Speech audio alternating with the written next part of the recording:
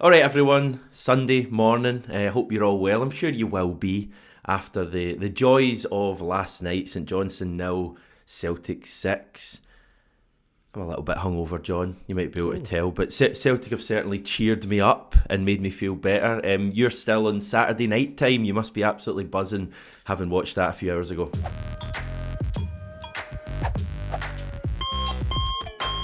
I'm still buzzing. I'm so buzzing that we even started talking about Celtic before we started recording, which we never do on these videos.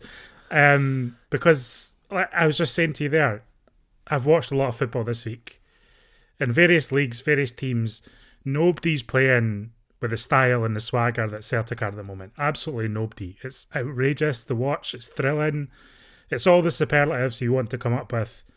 Aesthetically, the goals tonight were just incredible. And I'm absolutely delighted with that. I know people will say, the standard opposition, etc. It's not about who we're playing, it's about the way we're playing and the attitude we're bringing into games and the just audacious nature we're finding combinations, and some of the football we're playing is just fantastic. So I'm buzzing to get into it. That was the point Brendan Rodgers made after the game, was that, a lot of eyes and were on the game coming up on Tuesday, and I feel like we've been previewing this St Johnstone game for ages, and a lot of the chat has been about Dortmund, but the team showed up and they felt as if they didn't have any eye on Dortmund at all. It was just a case of going out and playing, and Rodgers wanted to make that point after the game. Rodgers made a few points after the game. Rodgers is very clever. He picks his battles at the moment, and he has a wee shiv, and he sticks it into people when Celtic have played well, and has a wee dig. And he did that, with regarding criticism of last season, regarding, all the build-up been talking about Dortmund. Rodgers knows what's been said about Celtic and he uses it to his advantage. And I think he's using it to his advantage with the players. I think he's saying to those players, listen, everyone's talking about Dortmund. Nobody's playing better than you right now. Go out and show that nobody's playing better than you and send a message that you're ready to go to Dortmund. And you're as well prepared for an away European tie as you ever have been. And let's see what we can do. It was an interesting point when he said not bad for a team who don't play good football. The criticism was warranted last season at times, like, let's be honest. But I don't mind him having a wee extra bit of motivation, maybe still to prove people wrong or whatever. Favourite goal? I'll ask you that quickly. Favourite goal of the six? I was actually, all brilliant. I kind of had an inkling that you were going to ask me that. Yeah. I do think just the last goal, Luke McCowan's chip in the back heel from Alex Valle, the little prod home from Adam Maida that was exceptional. That was, for me, just it kind of ruined it because it was so good that even the linesman head exploded. He just couldn't perceive that Alex Valle would make such a good run with such good timing that it wouldn't be offside. Either that goal, the offside kind of takes it away from a bit, but the Paulo Bernardo's goal, the second goal that was scored, was fantastic as well. I think that's maybe... But even, Greg Taylor's cross for Kyogo's header was beautiful. That was my favourite. Yeah, I mean, the quality of the goals, I think, Hamish, were out of this world. I love back-to-back goals. Like, they're my thing in football, and I love when Celtic scored a second, then a third right after that. It reminded me of a couple of games, the Dundee United 9-0 game, Ange's second season. I think we scored a number of goals before half-time that day, a bit similar to the game just there. And also remember the Invincible season, remember the game against St Johnstone when we scored that outrageous goal and it was like Lustig and Dembele and all of that stuff. Reminded me a bit of that, the stuff we're playing. Where do we start? Where do you possibly start after that? I think we start with Kyogo, because a lot of people have been talking about Kyogo in the sense that he'd gone almost a full year without scoring away from home in the league. You're going to St Johnstone. Adam Maida scored a couple of goals in the last couple of games. And people are starting to question, like Chris Sutton devoted a column to it this weekend, starting to talk about, do we play Ida or do we play Kyogo? I bet you loved that conversation. And I think just seeing him step forward and take it on and end this daft streak. No, I mean, for me, it was never a totally serious thing. But it's like people an anomaly, isn't it? Yeah, it's an anomaly. But people were talking about it. So just to see him shatter that and shatter it in style, I thought was really good. And he did miss a couple of early chances, and you're thinking, is it going to be another one of those nights for Kyogo? But he just blasted it. He just blasted any doubts that nobody should have any doubts, but he blasted anything anyone was thinking away with two really, really good goals in that first half that really sent Celtic on their way. So just wanted to start there and shout out because, I mean, you're well aware, you can go through the whole team, Hamish. We could sit here and talk about the whole team, but I think Kyogo getting us on our way and getting that off his back was a real highlight for me. He's not really had the goals so far this season. Has he maybe scored 4? 4. But he's been playing well. I know he's maybe been fluffing his chances a little bit. There was the one against Hearts, and it's been a little bit of a theme maybe, but I don't think that's anything new with Kyogo really. Like, I feel like he's always kind of missed chances and then stuck the next one away, and he's been playing well. That's the thing. It's not as if he's been like playing really badly. So it's been an interesting one. Do you think Kyogo starting means that Ida starts against Dortmund? No, I think tonight was the team. Okay. I think he's sent them out, and I think he's picked his team already, and I think he's sent them out to get the job started tonight, and I think he wants to finish some sort of job on Tuesday night. I don't think there'll be much rotation in the team at all. I think it'll be the midfield he goes with, and I think it'll be Kyogo that he goes with, and the players that came off the bench will probably be the players he turns to if he needs to on Tuesday night. That's just my hunch, you know.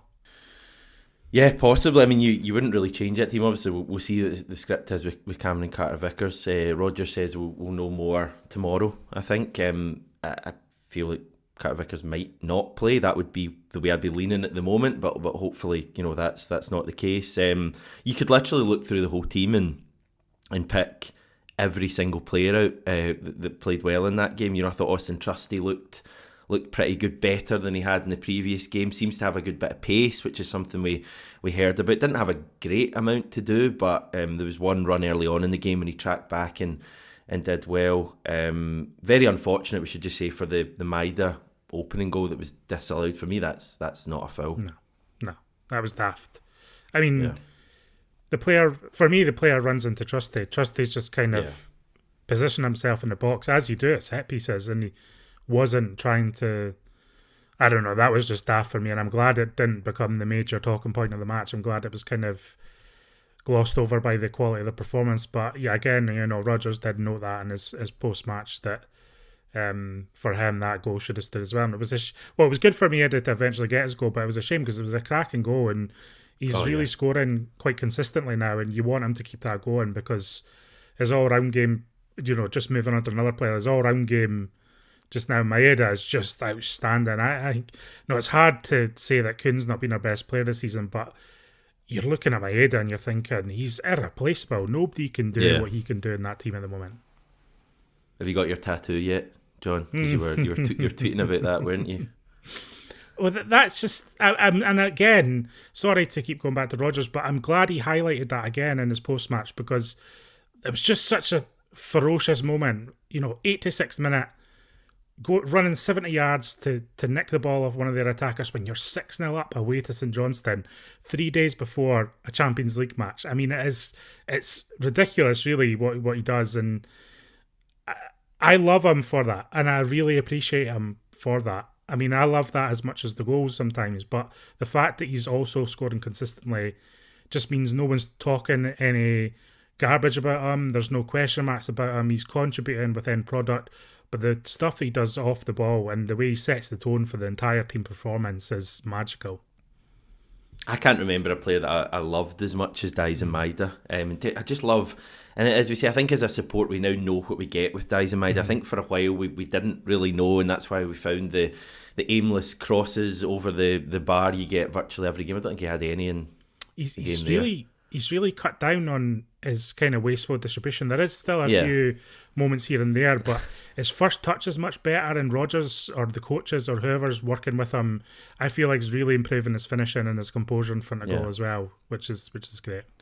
But I just love his attitude, and you're not surprised at all when you see that clip in the 86th minute. Like, you're genuinely not surprised at all. It's just Daizen Maeda all over, but he's not the only one. Everyone's working hard. Kuhn had 2 assists. I know you were saying Greg Taylor you think's having an unbelievable time recently. I think Greg Taylor's doing excellently. I know there's calf injury. He went off at half time. Went off at half time. Rogers kind of saying it was a precaution, and he had like a calf issue, but he thinks he should be okay for Tuesday. So I'm not too concerned about that.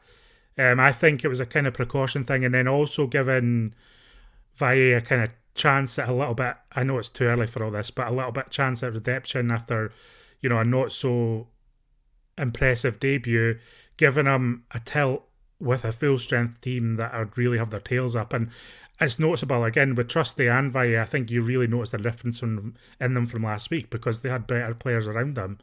And Valle's assist is going to be replayed all throughout the Barcelona fan base. It's already picking up steam on these, these kind of viral football accounts on Twitter.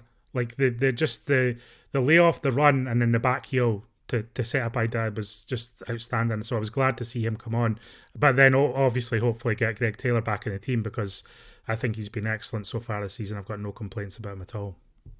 But like everyone's playing so well at the moment, even someone like Luke McCowan comes on and offers something with a great assist. So it's like McGregor scores again, like he just can't stop scoring. It really is like an incredible team we're witnessing at the moment. I was listening to a bit of the BBC Radio Scotland coverage just before we came on, and I think it was Alan Preston, who's not even Celtic leaning at all, is talking about this being one of the best teams we've seen in Scottish football for years. Like I don't know if we quite realise just how good this is. I guess the European stuff is where the team will really be measured, but we're going into that Dortmund game feeling great about ourselves. Yeah, it's weird feeling this optimistic and excited about a European away game. And I did watch Dortmund on Friday night, and for me, it's like you see kind of weaknesses and a bit of frailty there, but the way they came back and just blew away Bochum was quite impressive. You know what struck me about it, Hamish, was that Dortmund are a team that you've got to play 90 minutes against, and Celtic haven't really been able to do that too often in Europe because they've got the depth and they've got the quality off the bench, like we have against domestic teams, to really punish teams that put in a lot of effort into the first hour against them. And that's what I saw on Friday night. The away side really put them under pressure, almost went 3-0 up in the match. And then about, in the second half, around the 60-minute mark, they begin to tire. Dortmund bring a bit of quality off the bench, and they just basically, it was inevitable, at a certain stage, even though they weren't even ahead in the match. So that's what my concern is with Celtic on Tuesdays. They've got to put in a complete 90-minute performance, start to finish, and just really see where that takes them. If they do that and take a chance or two, I'm not ruling anything out. But, I mean, I don't know how you're feeling about it, like in terms of thinking about it logically, but I mean, I'm really excited for it. You've got to be excited for it. Yeah, you just don't know because we've not seen this Celtic team up against a top team yet, and Dortmund are a top team. They're not a top 5 European team probably. I think if we're playing Manchester City or someone or Bayern Munich at the moment, you'd kind of be going into this game, even though we're playing so well, thinking, right, okay, we're not probably going to get anything for this game. I think Dortmund are there to be got at. I think they'll leave space, which is obviously something that our players like. We'll certainly, I think we'll have pace. I do agree. I think Kyogo will start the game. I just wondered if Rodgers might go for Ida just because he can kind of hold the ball in, but I think he's going to want pace in behind, and I think we can hurt them. Defence is still not a concern, but just at that level, if we're missing Carter Vickers, I think it'll be interesting to see how Scales and Trusty would do in that game. Even with Carter Vickers, it's a tough game. It's just such a step up for the team. That's the thing. We don't face teams like this at all. But I think they fancy it. I think they'll be going into the game feeling good about themselves, feeling confident. I don't think we've felt confident at Champions League level for a long time. So I think that could be a big part of it on Tuesday night. We're going to go in and we're going to be in a proper game there. I think we're going to take the game to them at times.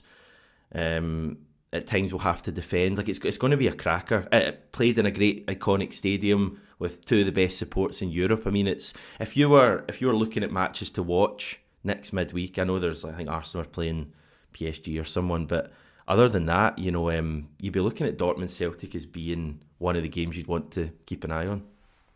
And I don't think there's no shame in feeling confident about it. You know, there's a lot of sometimes you can be like, should we be confident? We're getting ahead of ourselves. There's nothing wrong with being confident and excited about this game whatsoever. Now, it might all blow up in our face, and that's fine, and you take that when it comes and you rebuild and you think about the next match and blah, blah, blah. But the players should absolutely have confidence. I think they've earned the right to be feeling good about themselves. I think the fans should have, measured confidence. Nobody's expecting us to go over there and blow Dortmund away. That's daft. But the thought that we can be competitive in this game is real, I think. And there's nothing wrong with that. And again, I'm not afraid to say that. I'm not afraid that I'm going to look daft on Wednesday morning. There is a chance I will, but I don't really care because I'm just enjoying this Celtic team at the moment, and I'm really enjoying seeing what they have to offer. And I have got no shame in saying I want Celtic to go there and take Dortmund on and give them a good game. And I think that's a possibility, and that's what's so exciting about all this. Yeah, we can't be going into the game in a better frame of mind. The team, if they're not going into this feeling good about themselves, something is wrong. So, as I say, I think they're going to fancy it. It's just so hard to call. You don't know what way it's going to go. I think we'll score in the game. I'm pretty confident we'll score at least one, which is a big thing to say when you're going away to the runners up of the Champions League last season. But I just think we've got so much quality. What is it? 16 goals in our last 3 games.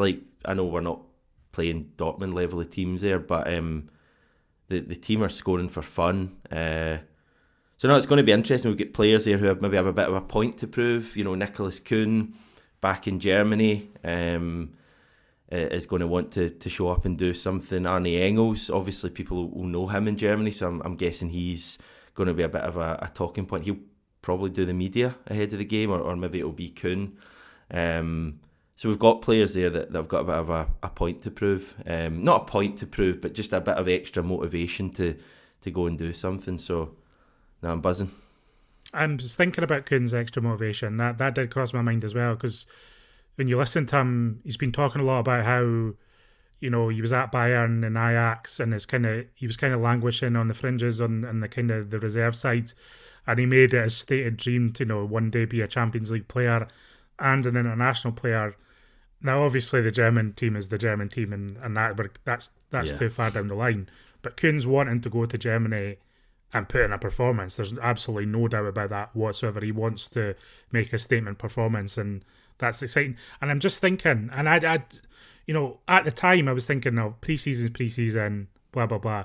But I'm just thinking about, the way that Kuhn, Maeda, Kyogo were so electric in those pre-season matches, and that, when you close your eyes, you can almost visualise it. And I'm just wanting to see the team turn up with that, just that absolute fizz in the transition and the pace and exploiting space. And if they can do that, then it's going to be such a good game, I think. It's kind of the thing you don't want to say, because pre-season, as you say, is pre-season, and people are always saying, it doesn't matter at all. But that Chelsea game, that Man City game, it was so exciting. And as I keep saying, Dortmund are going to leave space in behind. So I just, I'm fascinated to see at that level. And obviously, if we get our big chances, we're going to have to take them. And I do still think we miss chances. Even though we're scoring all these goals, we create so many more chances as well. So if it comes to Kyogo or Maeda or Kuhn, they're going to have to take it. But yeah, McGregor's playing great, scored another goal. Many positives.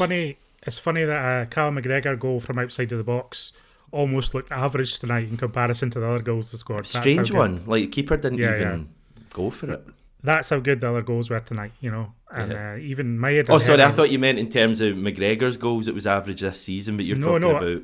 I mean, in comparison to the other goals tonight, which were just also special for me. Even Maeda's header was just outstanding, bullet header.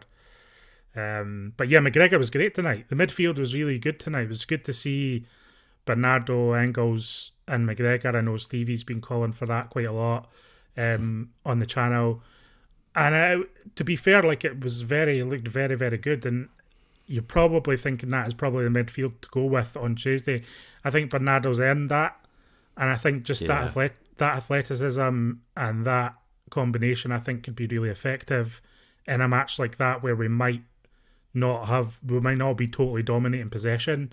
I think they might be a little bit better off the ball than Hatate. So be interesting to see what Rodgers goes with. Are you still feeling like you would like Hatate in that one? Yeah, Bernardo was great tonight, so it's kind of hard to say that you take him out of the team. I think it's a fair point you make in terms of like, would you change any players from that team?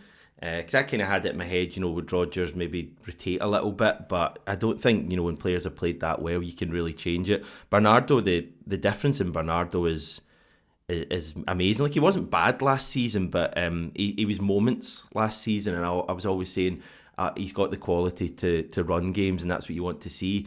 And he's doing far more of that this season. Like, he's getting involved in games more. He doesn't really float in and out of games the same way he did last season. So he's just yet another player that Rodgers has signed and improved already.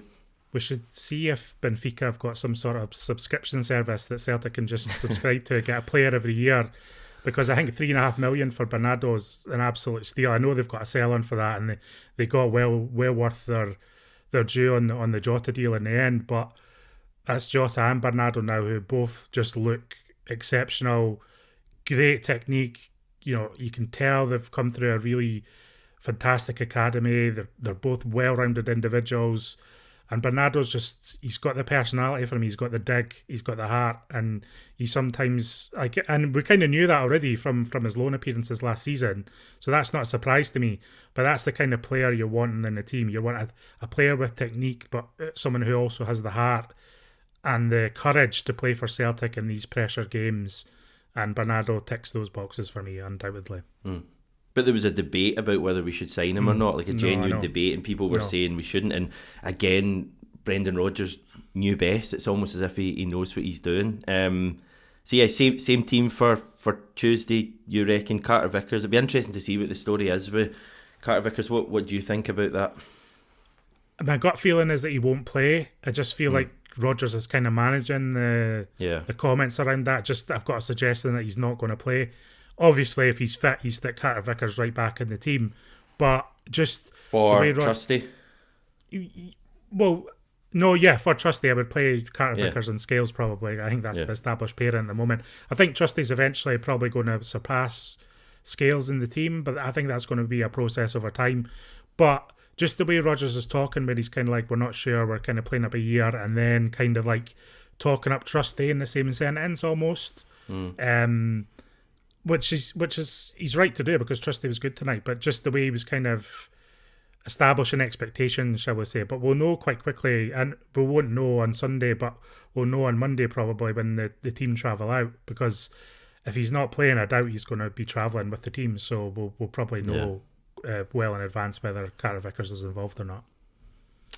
So top of the league still, Aberdeen doing well as well, 6 wins from 6. Good to kind of see them doing well and just giving us a little bit of competition at the top. What are we? 20 goals scored, none conceded.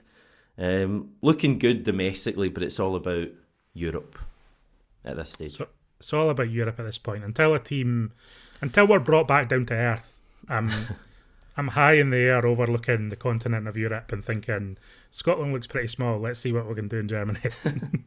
Can I take advantage of your hype and ask you for any major predictions that you may or may not regret going forward? I think we'll get a score draw in Germany. I'm thinking a 1-1, a 2-2, something like that. I think it's going to be a daft game. And as long as Celtic don't collapse under, the pressure and the kind of atmosphere, which I don't think they will,